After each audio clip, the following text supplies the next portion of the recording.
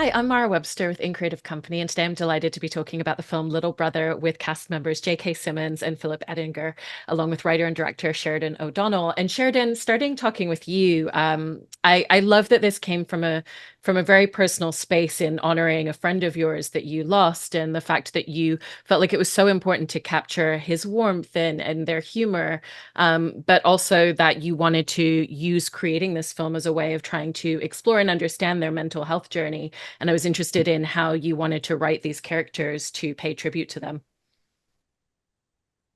Yeah, I think that you alluded to the backstory a little bit that I lost a friend to suicide when I was 24. And I had a family member about 3 or 4 years later attempt suicide, and they were diagnosed bipolar, and both of them are bipolar. And really, I go to movies to work through my emotions, to process things, and it just dawned on me that I'd never really seen a film that captured their experiences. My idea of suicide from a lot of film and TV, now that I think about it, was that it was just this reactionary, sudden event that would happen in response to a tragedy in your life or something, or a disruption in your life. But my family member and my friend, my late friend, it was something that they were perpetually dealing with for their entire life. And so yeah, I set out to write it, and I basically had this vision of two brothers, and that being the dynamic of the film, because I have three siblings. I have an older brother and a younger brother, and I've always wanted to write a film about like siblinghood. So I had this vision of these two guys going on a long road trip, and really wrote the film not knowing where it was going to go, not knowing where the characters were going to take me. I just had such a clear vision of who Pete and Jake were.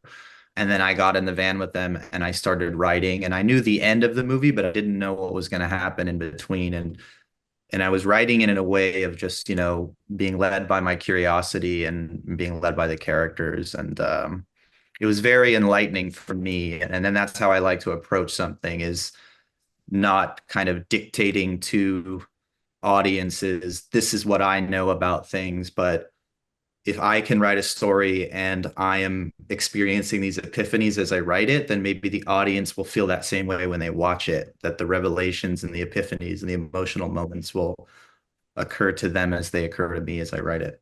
Absolutely. And Philip, in taking on this role, I think you give such a beautiful performance and you capture such a reality, and that there are moments that feel great and wonderful and hilarious with his brother, and then there's moments that are really difficult and they're trying to have conversations about it. And so how did you set about really finding the emotional landscape of this character that's going through all of these things that have been such a part of him for several years?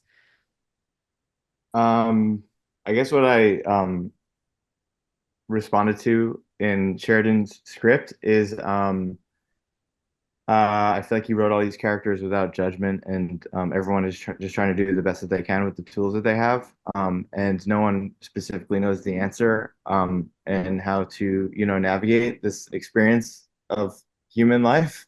And it was a character too that I've seen, he's going through a lot. He's attempted suicide at the beginning of the film, and it didn't feel like a stereotypical, uh, what I know personally and friends and family that I know who deal with stuff. It might not be always like so on the surface of how you're feeling inside. We all have our emotions inside, and I love that Pete was someone that was he likes to deflect. He likes to kind of keep it light in order to uh what's the word I'm looking for? Just kind of like not feel his feelings all the time. And I felt like Sheridan wrote a script where for so much of the movie it's these two people talking around an idea of mental health and family and stuff like that. And he kind of like left it open where I got to play with Dan, who plays Jake, and any of those scenes could go in any different direction. And it was fun doing this long kind of road trip of a movie where sometimes he'd piss me off in the car and then I could be pissed off. And sometimes I would want to prod him and make him laugh. And this we did it a whole bunch of different ways, and it really just like life, you just navigate, you just are walking the line of trying to connect or not connect with someone. Yeah. No, I think it's such a great point about it not judging its characters. And JK, that brings me over to you and your character, because I appreciate the fact that we see a father who so desperately wants to have the answers and know the right thing to do. But he even says out loud at one point, I just don't know what to do anymore, and I feel like I should. And we see him loving and caring, but we also see him angry and frustrated. And so how did that help you to really make this character feel so multifaceted and multidimensional? Well, it helped first of all that me being involved in this movie was a total bait and switch by Sheridan because when he initially approached me through a mutual friend, it was my character was never going to be seen. He was just a voice on the phone, the stern father, and that it was a more one-dimensional character, and I responded to it for a number of reasons. Unfortunately, most of us at this point, at this time in human history, have been touched by suicide and certainly by mental health issues or substance abuse issues, which go hand in hand. I found it, horrifically relatable, and and hilariously relatable too, because like Phil said, I mean, so many people who are tortured like this are so smart and so good at deflecting and so funny and engaging, and it's easy to they can manipulate the rest of us into thinking they're fine. Anyway, so I think it could have made a very interesting movie, having the father just be this disembodied voice, and the distance that would have created, the lack of a bond, of a connection, of an understanding between father and both sons. But then, as the Sheridan's idea grew, and he said he wanted to see both the parents, and we ended up filming scenes, it became a much more well-rounded character. And again, I'm a dad. I have two 20-somethings now,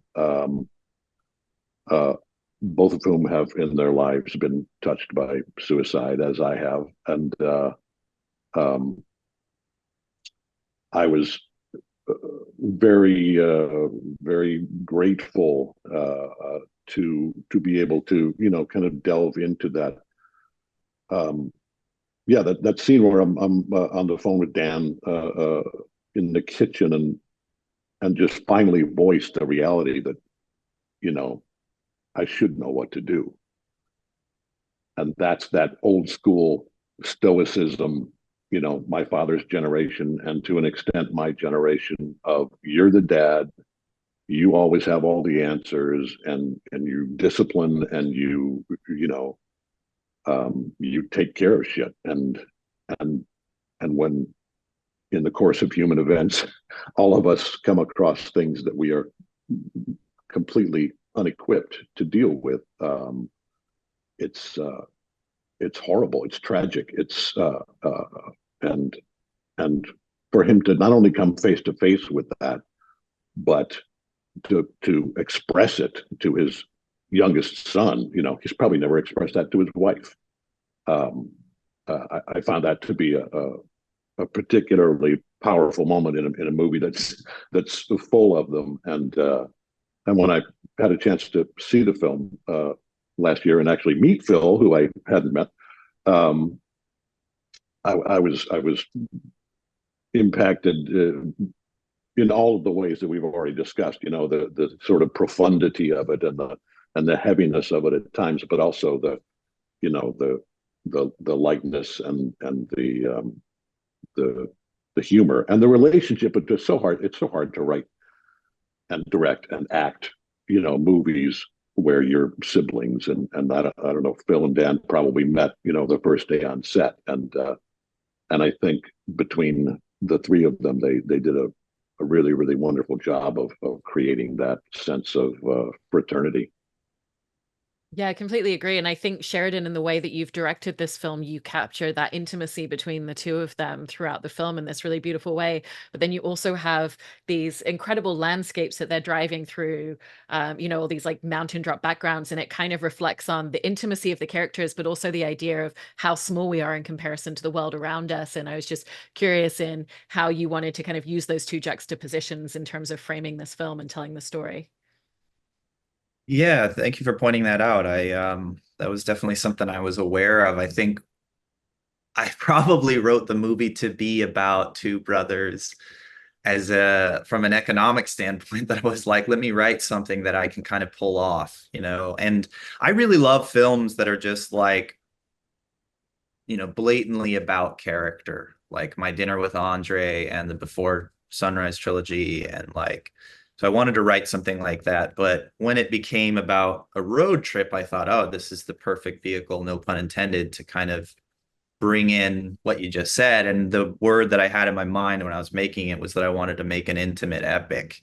And so I took the actual road trip with my wife after I had a first draft of it, and we charted a course that was from Albuquerque to Seattle because my little brother was living in Seattle at the time, and I got to see these beautiful sights. And I love taking road trips. I would rather take a road trip than fly somewhere, and that's kind of my idea of a perfect trip. And just to see the majesty of like America. And I was going through, I'd never been to Utah. I'd never been to Idaho. I'd been to Oregon, but like I was seeing these places for the first time. And, you know, I just have to give credit to my producers, honestly, that we were able to pull off the actual road trip and take Phil and Dan on the trip. And the last thing I'll say is like originally it was very arbitrary that it was going to be from Albuquerque to Seattle. I was living in Albuquerque, my brother was living in Seattle, and I was like, okay, I've never seen that in a movie. That's interesting. Maybe let's try that. When it really locked in for me and I knew that I had the right route was when I took the trip, thinking about the draft that I had, I realized that the landscapes completely paralleled the journey the brothers went on. That you're in the high deserts of New Mexico. It kind of their relationship sort of crashes and burns. Then they end up in the barren landscapes of Utah. Then grass starts to sprout out of the desert and it becomes Idaho. Then the grass becomes trees and you enter the mysticism of the forest, which is where we, you know, oops, spoiler alert. But that's when I became obsessed with that. Is like, okay, now this is interesting. What, you know, how the geography can parallel like the character's journey. And I became very interested in that. And then just kind of worked with the locations person and my cinematographer to weave that into the film. Yeah, it's quite the feat. And Philip as well, one of the things that I love in watching sibling dynamics like this on screen is just the constant history that it feels like is present. You know, you have these two guys who are on this road trip and they're acting like adults, but they're also acting like children and kind of regressing to their childlike selves with one another in a lot of ways. But then you also see the ways that certain memories or certain trigger points kind of cause them to act in different ways or respond emotionally to things as well. And I was just interested in the experience of really going through the script and working on a film like this, but always thinking about the backstory that he has with his brother along the way. Yeah, it's fun. I mean, two things I'm thinking. One, it's interesting as you get older. Like I feel like, at least for me and my family, like everyone plays their role in the family. You know, the dynamics. Everyone's got like an archetype. And then as you get older, you know make adult friends and you create like the family that you choose and stuff. And then you might um, feel differently or like discover a new part of yourself, and then you go home or you're around your parents or your siblings and you kind of fall back into this dynamic of like you play this role, I play this role. um and that was just like fun to play with. And then also there's such a meta thing when acting is like you're doing the scenes, you're playing these characters, but then also as these two human beings who are the actors who are in a room together. So just the fact that like this movie's called Little Brother, I'm 6 feet tall. Dan walks in, he's like 6'4". All of a sudden, I'm like, I'm used to being like a, normal to tall type of person. All of a sudden, he's like towering over me. I'm like, all right, that just adds a whole new dimension that I would never be able to prepare for.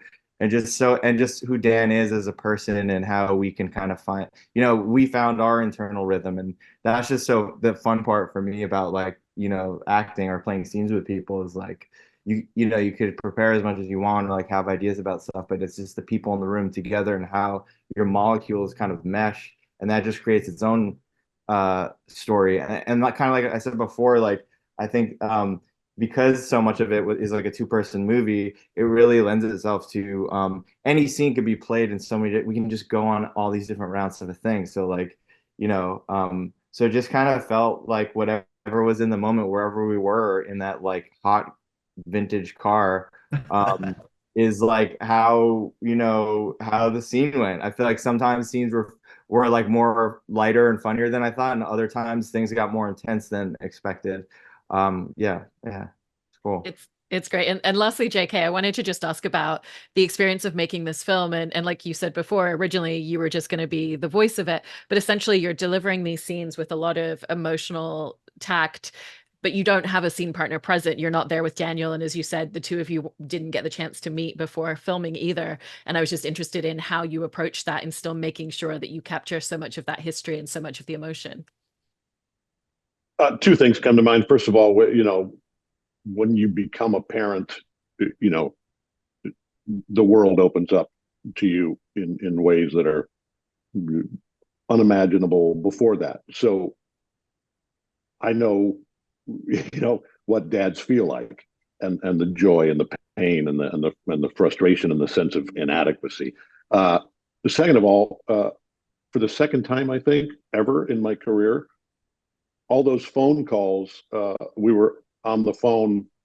Dan was on the phone with me live, so I did have a scene partner, and he was. I have no idea where he was. We were shooting in somewhere in Jersey, and at the house, and he was just hanging out, waiting for however long it was between takes, and then playing the scenes, and even though we weren't able to see each other, it was very organic, and he was a wonderful scene partner, and then the rest of it was just a combination of what Sheridan put on the page and how he created a good environment on set on the day to with a like totally random crew. I think it was mostly people who hadn't been a part of the rest of the shoot. It was really sort of cobbled together to get that day of interior stuff in New Jersey. So, but it felt like